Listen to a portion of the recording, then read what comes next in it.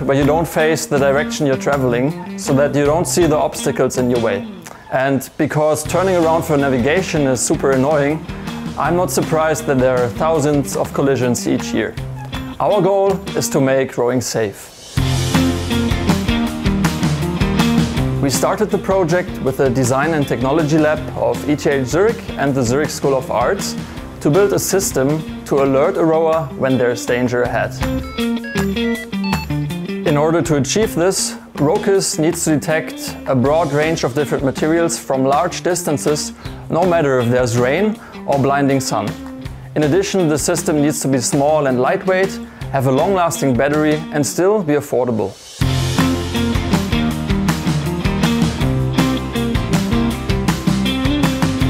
We have built a prototype based on radar technology and are currently testing the device on the water to fine-tune the object detection and warning algorithms.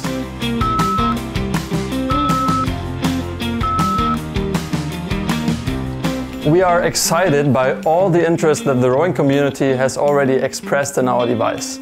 We are now looking for angel supporters from the rowing community and companies to partner with to bring Rowcus to the market.